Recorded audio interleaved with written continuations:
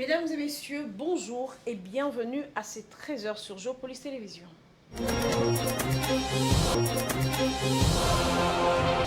Ouvrant ces bulletins par une brève, les sénateurs sont conviés. C'est mardi 14 mai pour la toute première séance plénière de la session extraordinaire inaugurale de la 4e législature de la 3e République. Au programme installation du bureau d'âge. Ce bureau sera constitué des 3 membres, à savoir le doyen d'âge et les 2 benjamins parmi tous les sénateurs proclamés élus à titre provisoire. Il s'agit là de Pascal Kinduelo, qui est le doyen d'âge, et les premiers secrétaires questeurs Moïse Kumbo et le deuxième secrétaire rapporteur Ivan Kazadi.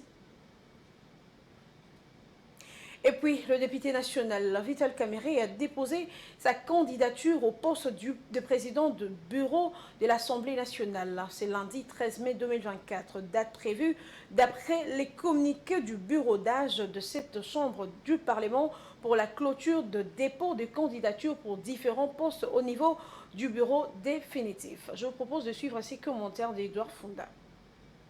Ticket de l'Union sacrée pour la nation, Vital Kamerhe a été choisi par ses pairs lors des primaires organisées au sein de leur plateforme politique, lesquelles primaires l'avaient opposé à Modeste Bahati Lukwebo et Christophe Mbosoko Diapwanga. Au terme de ces primaires, Vital Kamerhe a été investi candidat unique de la majorité présidentielle au poste de président du bureau définitif de l'Assemblée nationale. Au sortir du bureau de réception des candidatures, Vital Kamerhe a fait savoir que le peuple congolais sera correctement représenté dans cette salle et sa voix sera relayé par les honorables députés. Parmi les candidats qui ont déposé leur dossier, Vital Kamerhe, AAUNC, président, Dédé Moupassa à 24 questeurs, Trésor Lutala, UDPS Kibassa, questeur adjoint, Dominique Mounongo, ensemble rapporteur adjoint, Constant Moutamba, Dipro, rapporteur adjoint, Jean-Claude Chilumbaï, UDPS Tshisekedi, premier vice-président, Serge Bahati, AFDC allié, questeur, John Banza, Mosaïque, UDPS, questeur. L'élection et l'installation du bureau définitif de l'Assemblée nationale intervient ce samedi 18 mai 2024 à Kinshasa. Changeons de chapitre à présent. Il s'est tenu ce lundi 13 mai à Hilton Hotel l'ouverture de la première édition de DRC Tax Masolo, un forum annuel sur la loi fiscale congolaise organisé par le cabinet KPMG. Le thème choisi pour cette première édition qui se tiendra du 13 au 15 mai 2024 à Kinshasa est influencer la loi fiscale congolaise, ce qui permettra de réfléchir autour de plusieurs thématiques liées à la fiscalité congolaise. De nombreux experts nationaux ainsi qu'internationaux prennent part à ces forums afin de discuter dans quelle mesure peut-on aider la RDC à améliorer son climat des affaires. Suivez ces reportages de Damani Monjinga et Giscard Tamba. Dans le but d'améliorer le climat des affaires en République démocratique du Congo, le cabinet KPMG organise du 13 au 15 mai le DRC Tax Masolo, un forum annuel sur la loi fiscale congolaise.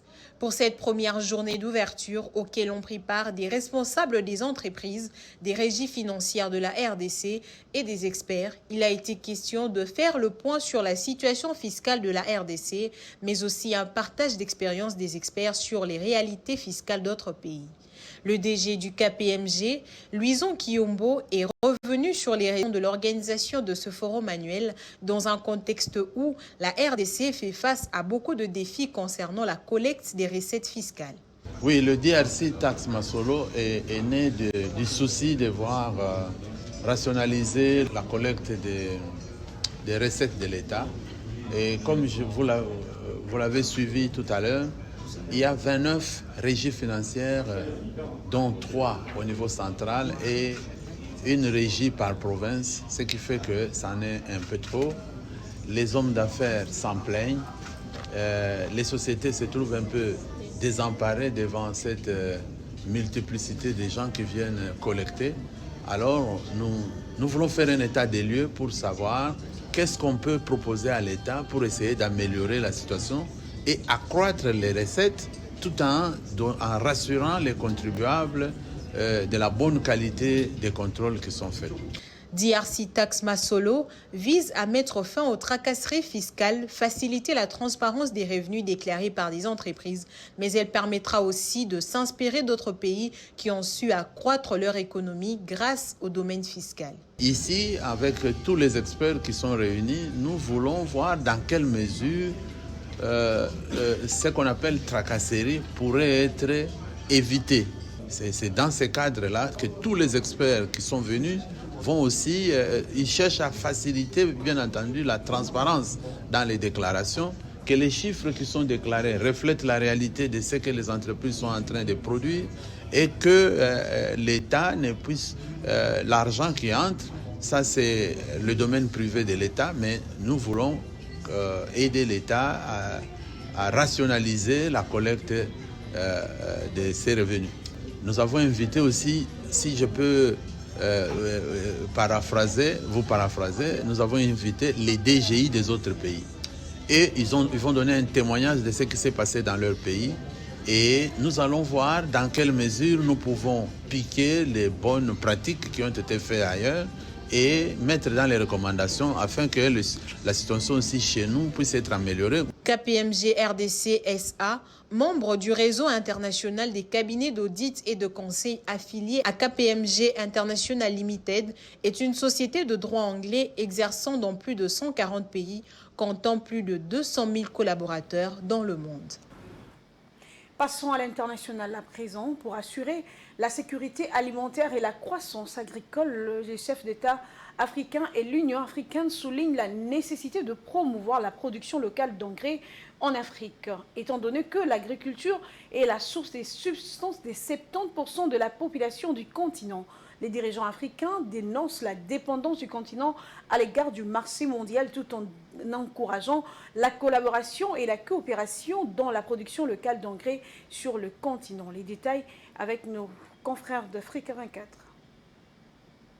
Afin de réduire la dégradation et l'infertilité des sols en Afrique, les dirigeants africains et l'Union africaine, lors du 2e sommet africain sur les engrais et la santé des sols qui s'est tenu du 7 au 9 mai 2024 au Kenya, avaient pour objectif de tripler la production locale d'engrais organiques et inorganiques d'ici à 2033. Selon l'Union africaine, 15 milliards de dollars d'investissements privés sont nécessaires pour augmenter la production locale d'engrais minéraux en Afrique.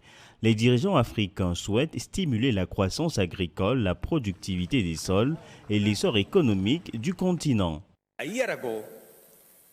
Il y a un an, notre production agricole, en particulier celle du maïs, était d'environ 40 millions de sacs. Grâce à l'utilisation d'engrais au cours de la dernière année et demie, d'engrais spécifiques aux cultures que nous utilisons sous forme de bons électroniques basés sur la technologie, nous avons augmenté notre production agricole de maïs de 40 millions de sacs à 67 millions de sacs en une seule saison, simplement grâce à l'utilisation correcte des engrais. Selon les rapports officiels, l'Afrique perd chaque année plus de 4 milliards de dollars d'éléments nutritifs du sol. Les chefs d'État africains soulignent la nécessité de produire des engrais de qualité pour remédier au faible rendement qui menace la sécurité alimentaire du continent. Selon l'Union africaine, la consolidation des outils financiers tels que les garanties de crédit commercial, les fonds de roulement et les subventions ciblées est nécessaire pour minimiser les distorsions du marché, réduire les dépenses, encourager les innovations et augmenter la croissance économique en Afrique. Certains pays africains produisent des engrais, mais nous dépendons principalement des engrais importés, ce qui les rend très chers pour nos agriculteurs. Pourtant, le Centre africain pour le développement des engrais, basé au Zimbabwe, existe depuis les années 1980. Nous devons automatiser l'utilisation de ces atouts continentaux existants afin de favoriser la production locale d'engrais et de fournir des engrais de qualité aux agriculteurs africains à des prix abordables. L'Afrique possède 60% des terres arables disponibles dans le monde qui se prêtent à l'expansion de la production agricole ainsi que d'abondantes ressources en eau inexploitées. Dans cette optique, l'Union africaine et les dirigeants africains souhaitent que d'ici à 2033, au moins 70% des agriculteurs dispose de marchés d'intrants accessibles et abordables, ainsi que de services de vulgarisation agricole. Ceci afin de stimuler le développement et la croissance du continent africain. Nous voici arrivés à la fin de ces bulletins d'information, mesdames et messieurs. Merci de nous avoir choisis pour vous informer. À 19h30, vous suivrez l'intégralité de l'information sur Géopolis Télévision avec Damani Mojinga. D'ici là, portez-vous bien. Au revoir.